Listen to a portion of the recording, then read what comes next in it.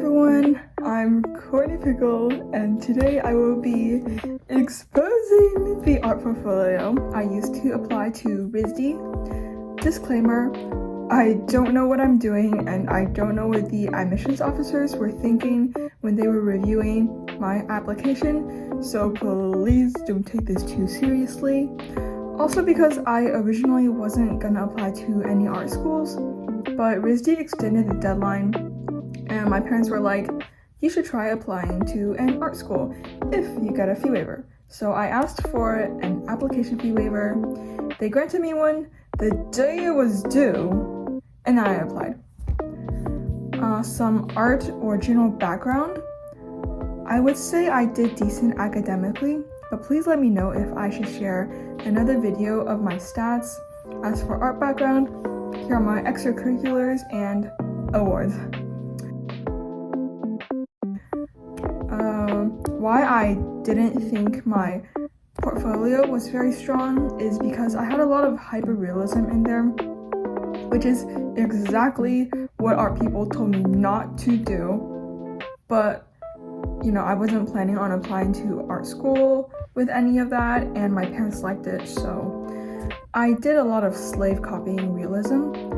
I ordered my art on a whim, had no theme, art was not well thought out, and my descriptions were just straight up embarrassing, and I'm so sorry to whoever had to read them, but now I'm gonna read it to y'all, so y'all know what's enough to not get rejected. I'll also use process videos if I took any, but otherwise it'll probably just be a picture of my art and me reading the descriptions. Let's go. Smile while you still have teeth. So I don't actually know if I was even allowed to use this because I drew this when I was 13, which is before I entered high school, but I still used it because this was my only serious graphite sketch portrait. But here's the description. Most of my art is not actually this steep, by the way. I wrote these for the sake of having a description because it was encouraged or recommended to have one. In this illustration, I wanted to capture the essence of a life fully lived. He looks back, letting go of, but never forgetting each sunset. On his weathered hands are wrinkles and scars that etch out the toils of rough labor. His smile reveals a single tooth that still stands, a loyal sentinel and a testament to time, an ode to the beauty of resilience, imperfection, and human spirit despite the many trials we face. I hope to celebrate every reason to smile through this portrait. That's so embarrassing. I'm sorry. Next one. Breaking waves. At Western Art Academy, I was given the opportunity to use a new medium and be my first step into a new artistic dimension I had the freedom to explore. Working in 3D was unlike anything I've tried before, so it seemed almost magical when I finished, took a step back, and had a horse suspended in the air mid-run, attached to the base with a single hind leg and a supporting metal rod. I originally envisioned a horse running through water, so while playing with the plasticine, I ended up creating an organic ruffle form, which I used as abstract representations of water splashes in the base. Weight of the world. 719 million in poverty, 1.6 billion homeless. We have a responsibility in addressing the burden of global issues that can be lightened with compassion and a collective effort to reach out to those in need. I also hope to express the raw existence of an individual with not only the weight of the world on his shoulders, but also a red blanket, a symbol of warmth and sensitivity, a beacon of hope that hugs the old man's thin frame. I tried a new technique using an old pen to etch out the hairs. I also chose to use color pencil to emphasize and contrast warm tones against cool tones. Wistful Wonders. My sister loves pandas, but she's never seen one in real life. Neither have I, actually. I wanted to show her the playful nature of the panda and invite the viewer to interact with wildlife. After using purple for the darkest areas, I started using more yellows and pinks to make the panda more colorful as a reflection of their playfulness. I ended up drawing the log more detailed, and it seemed to have shifted the focus onto the paws and branch. Being China's national treasure, the country is dedicated towards conservation efforts to protect the panda. I hope to garner support for this universally endearing animal and instill appreciation for wildlife. Rush Hour.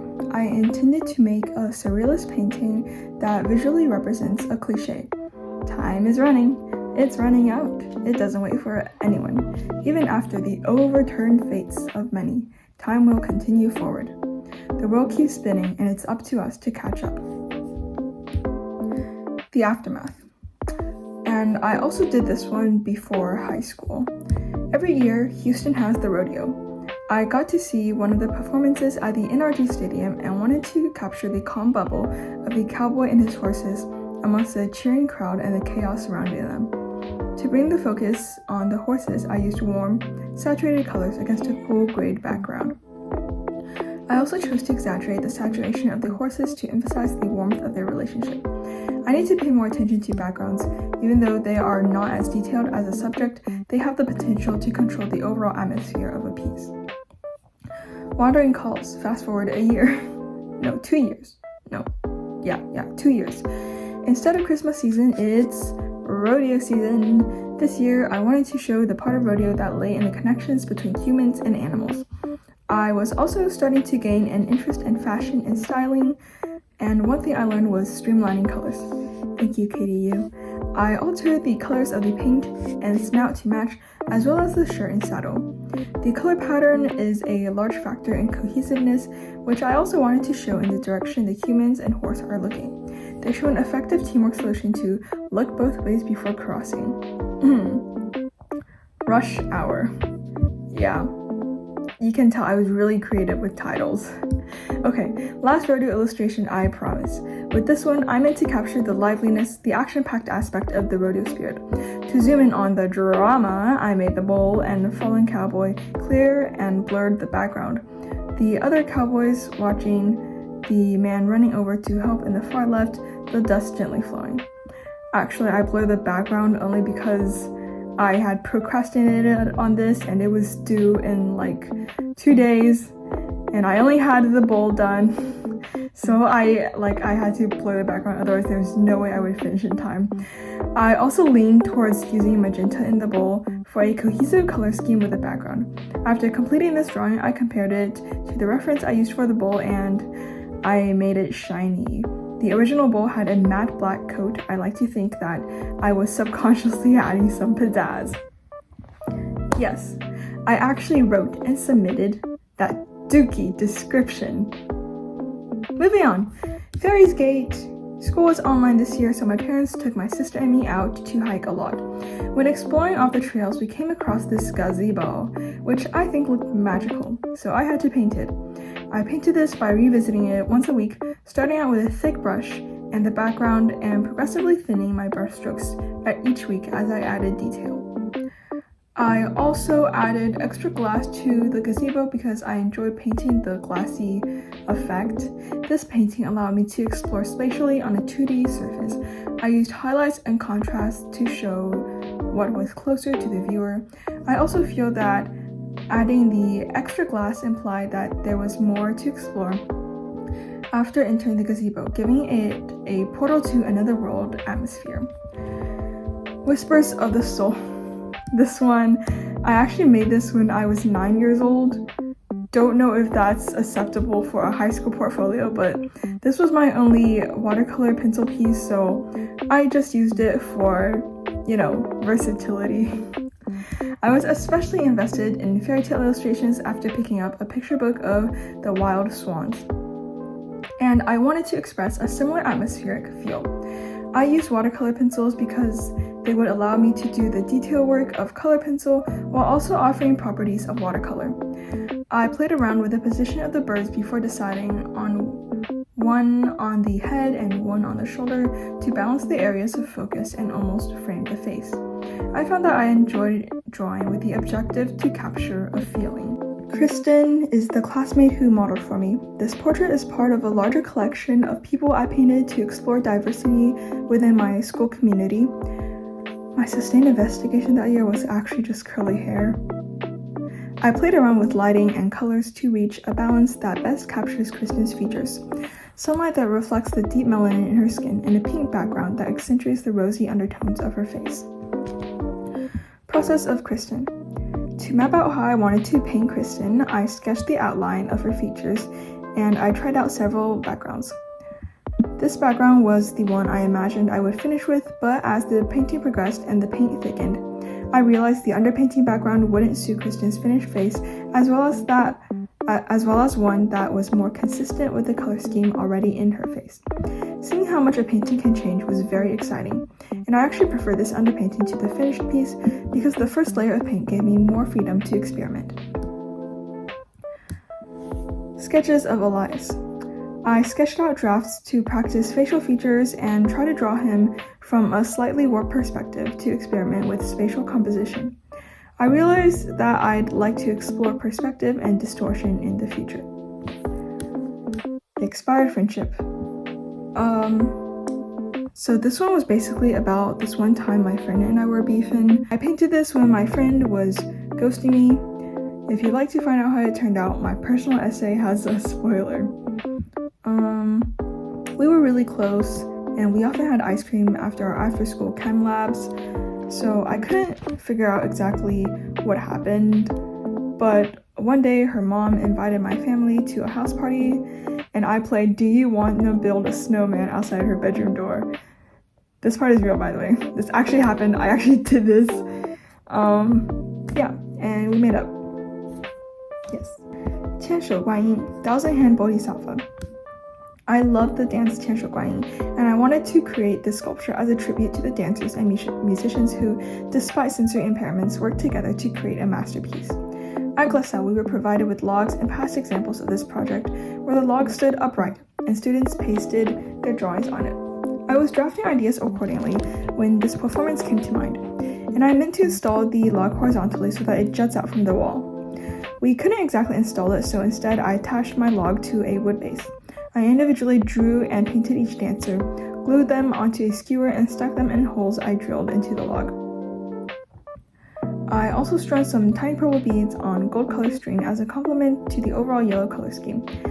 Having experimented with spatial arrangements, I hope to try more 3D art as it provides an extra plane to explore. Gleam. This is actually one of my only 2 oil paintings. Let me find the other one.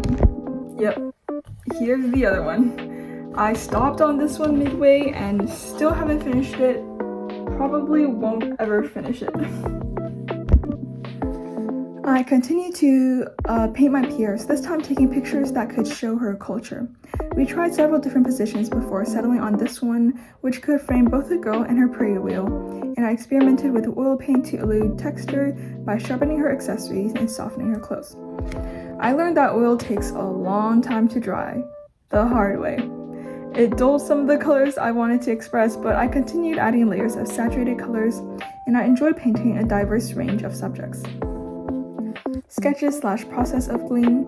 To form a composition and emphasize the most colorful parts of the painting, I sketched out several positions, and the image on the left was one of my choices, but I wanted to focus on her prayer wheel, as well as try a different facial profile.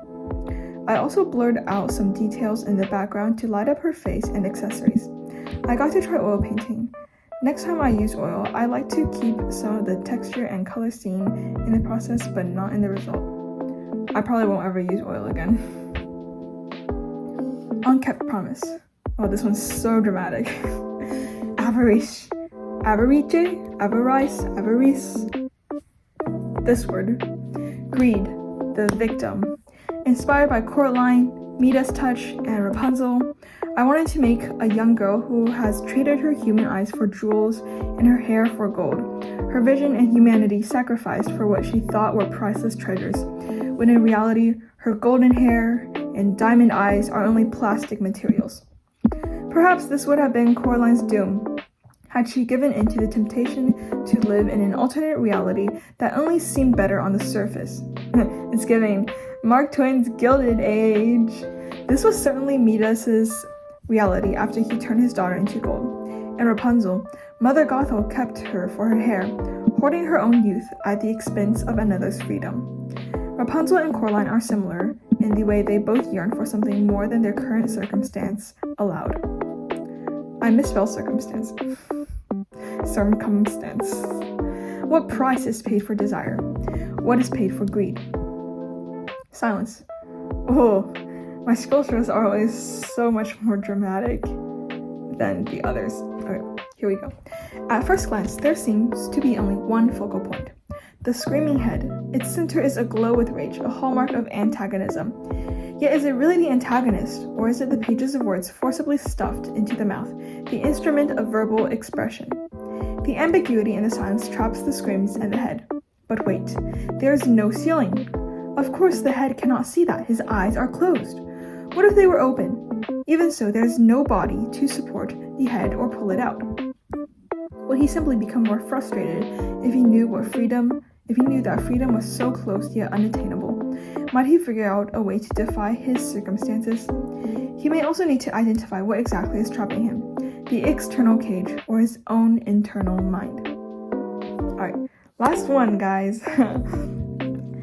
Okay, this one, I literally had no title, so I called it The White Paper Color, and to make it fancier, I translated it to French. Le Collier de Papier Blanc. Guys, was my pronunciation good? I intended to make a giant ring adorning the head. It was too big, even with the support of the crown and collar. So I repurposed it into a backdrop, top right image, and shifted my focus to the collar. I cut out and adjusted cardboard, testing it on my shoulders. The program didn't provide much material, so I used toilet paper on the ruffles, also the flowers lining the crown. There was no mannequin, but I found a skeleton in the studio, which actually matched the white scheme. To be completely honest, much of my realistic color pencil pieces were made solely to please my parents. The chance to make what I wanted in New York felt like more than a breath of fresh air. It was the first full breath I could take, and it felt good. I went all out, and I'm more than happy with the result, even if it's not perfectly what I had in mind to begin with. I hope I'll be able to continue breathing at RISD. Stop. Don't do that. I hope I'll be able to continue breathing at your school. Okay. Where I can really explore my creativity with architecture. Yep. It was a very not creative at all. It was a very chaotic process. But I hope this helped. Bye bye.